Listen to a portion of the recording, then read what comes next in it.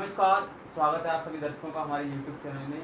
आज हमारे साथ लाइव इंटरव्यू में बात करने के लिए दिलीप बघेल जी, पूर्व प्रत्याशी विधायक चुनाव लड़ चुके हैं, मौजूद हैं। तो बहुत बहुत स्वागत है सर आपका हमारे चैनल में। धन्यवाद भाई सर, कान्हा धनगर जी।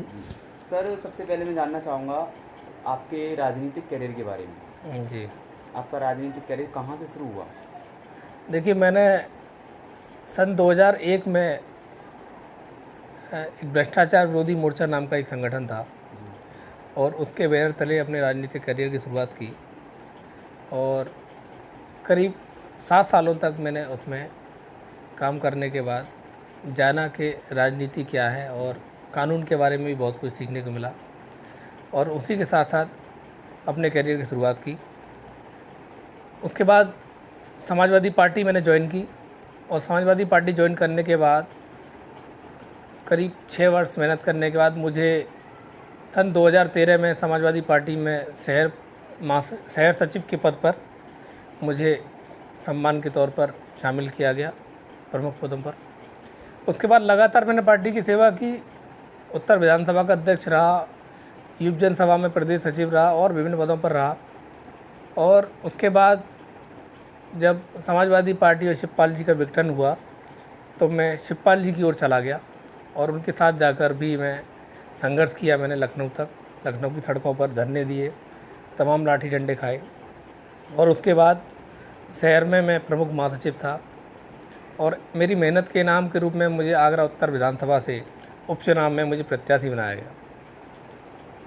चुनाव लड़ने के बाद कुछ अंदरूनी कारणों की वजह से मैंने पार्टी को छोड़ दिया और अब समाज सेवा के रूप में अपने समाज को आगे बढ़ाना चाहता हूँ और प्रयास कर रहा हूँ कि समाज की युवाओं को जोड़कर और समाज की जो भी मांगे हैं उनको पूरा करने के लिए अपना योगदान दूंगा। सर आप ऐसे समाज से आते हैं जो समाज कहीं ना कहीं सालों से राजनीतिक ऊंचाइयों को पाने के लिए संघर्ष कर रहा है। आपके समाज को धनगर प्रमाण पत्र की आवश्यकता है जी, तो धनगर मूवमेंट पर आप कौन सा मूवमेंट करने वाले हैं? देखिए कान्हा जी, चूँकि हमारे समाज का जो एक बहुत बड़ा मुद्दा पिछले 50 वर्षों से लंबित है और बहुत सारे लोगों ने कानूनी तौर पर अपनी लड़ाई को जीता और सर्टिफिकेट बनवाए, तो धनगर सर्टिफिकेट जारी करने के लिए पिछली तमाम सरकारों ने शासनादेश जारी किए।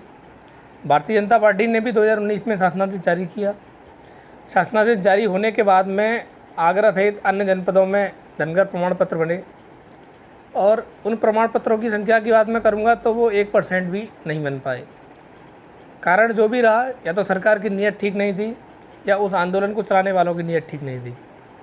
इसी वजह से ये आंदोलन पिछड़ गया और इस आंदोलन को लेकर हमने 2019 में एक बहुत बड़ा धरना भी किया लोकसभा चुनाव से जस्ट पहले। उस धरना 9 दिन चला, लेकिन उसी समय आचार संहिता लग गई और मामला लटक गया। तब से ये मामला लंबित है। आगरा जनपद में धनगर सर्टिफिकेट नहीं बन पा रहे, अपितु और जनपदों में सर्टिफिकेट लगातार बन रहे हैं। इन्हीं सब मांगों को लेकर युवाओं को साथ लेकर आगरा में मैं एक संगठन बहुत जल्द बनाने जा रहा हूं और इन्हीं सभी मांगों को लेकर मैं शासन प्रशासन से वार्ता करूंगा। अगर शासन प्रशासन हमारी बातों को मानता है तो ठीक है, अन्यथा एक बड़े आंदोलन की तैयारी हम लोग कर रहे हैं। सर आपके समाज में और भी पहले बहुत सारे ऐसे संगठन हैं जो धनगर मुद्दे को लड़ाई लड़ते चले आए हैं, लेकिन क्या वजह रही है कि वो संगठन सफलता हासिल करने में सहायक नहीं हो सकी? तो आप नई ऊर्जा के साथ में किस तरीके से संगठन का मोर्चा संभालेंगे और किस तरीके से युवाओं के अंदर एक जो एटीट्यूड और एक जो ऐसा कामना होती है करने की, किस तरीके से फिर होंगे उनके अंदर? देखिए, मैंने पहले भी कहा था, पिछले लंबे समय से हमारा समाज धनगर सर्टिफिकेट की मांग कर रहा है।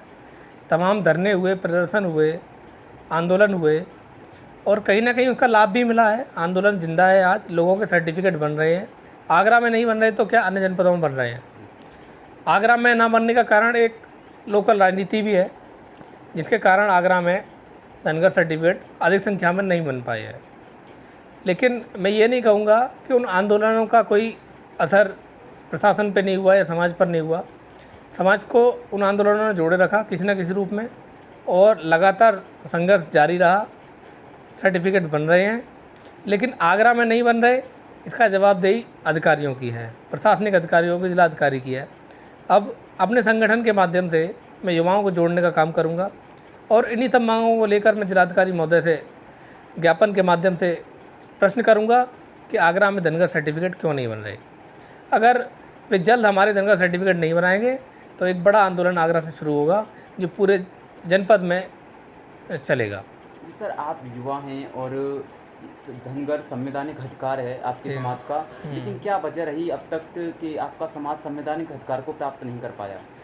देखिए, राजनीति में भागीदारी हमारे समाज की पिछले लंबे समय से कम रही और लोगों ने तो हर पार्टी को वोट दिया, लेकिन पार्टियों ने कहीं ना कहीं किसी न किसी रूप में जो है इसको हमारा समाज को हमारा हक नहीं दिया।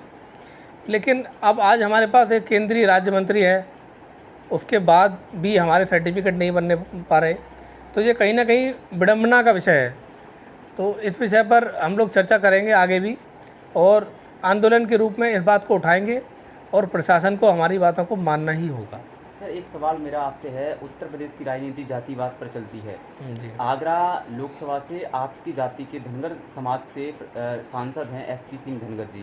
जी। और कोई भी पार्टी जब टिकट देती है लोकसभा की तो जातिगत आंकड़ों के हिसाब से ही देती है। जी। जब आगरा में सर्टिफिकेट नहीं बन रहे, इसकी क्या वजह हो सकती है? और उन्होंने प्रत्याशी धनगर को जिताया है, फिर क्या वजह है कि उनके समाज के सर्टिफिकेट नहीं बन पा रहे हैं? देखिए, मैं आपकी बात से सहमत हूँ। भारतीय जनता पार्टी ने धनगर समाज को देखते हुए आगरा से धनगर प्रत्याशी को टिकट दिया, इतिहास में पहली बार। और पूरे समाज ने पूरी ताकत लगाकर करीब 3 लाख वोट आगरा जनपद में धनगर समाज का है।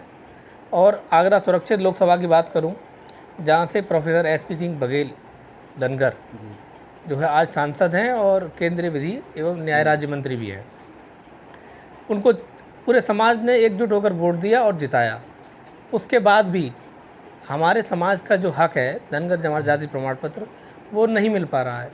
तो इसमें बस मैं यही कहना चाहूँगा कि हमारे समाज के लोगों की नीयत ठीक नहीं रही, इसीलिए हमारा समाज थोड़ा बिछड़ रहा है। और हम सब लोग संघर्ष करेंगे, युवाओं को साथ लेकर मेहनत करेंगे और प्रशासन के सामने अपनी मांगों को रखेंगे। जब तक हमारा समाज पूर्ण रूप से एकजुट होकर इस आंदोलन में हिस्सा नहीं लेगा, निश्चित रूप से ये मान के चलिए कि अन्य लोग इसका लाभ लेते रहेंगे और समाज के जो हकदार लोग हैं उनको लाभ नहीं मिल पाएगा। सर, एक अंतिम सवाल मेरा और है आपसे, आपका संगठन किस नाम से लॉन्च होने वाला है और कहाँ किस प्रदेश में कार्य करेगा? देखिए, शुरुआत मैं आगरा से कर रहा हूँ और निश्चित रूप से ये मान के चलिए कि वो आगरा से शुरू होकर पूरे उत्तर प्रदेश में फैलेगा और पूरे उत्तर प्रदेश में वो धनगर जाति प्रमाण पत्र की मांग को लेकर जो है धरने प्रदर्शन करेगा। और नाम बताने के लिए अभी थोड़ा सा मैं आपसे समय चाहूँगा, चूँकि पूरी प्रक्रिया मेरी जो रजिस्ट्रेशन किया है वो अभी नहीं हो पाई है और उस प्रक्रिया को पूरे होते ही मैं आपके सभी के सामने उस नाम को उजागर करूँगा। बहुत बहुत धन्यवाद हमसे बात करने के लिए। नमस्कार, तो मेरे साथ अभी मैंने चर्चा एक खास में बात की दिलीप बघेल जी से और मैं कान्हा धनगर और आप अपना यूट्यूब चैनल देख रहे हैं कान्हा सर ऑफिशियल। ऐसे ही हमारे लाइव इंटरव्यू देखने के लिए हमारे यूट्यूब चैनल को सब्सक्राइब अवश्य करें।